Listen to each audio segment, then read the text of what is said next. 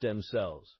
They're the saviors of the body, the miracle workers that hold the key to regenerating and repairing damaged tissues.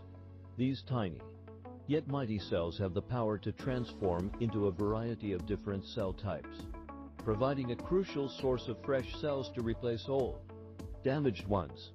But it's not just about their ability to regenerate tissue. Stem cells are a fundamental part of our body's natural healing process. They act as the first responders to injury and inflammation, rushing to the scene to aid in the repair of damaged tissue. And the best part, stem cells can be found throughout our bodies, in our bone marrow, blood, and even in fat tissue. They're like tiny superheroes, just waiting for their chance to save the day.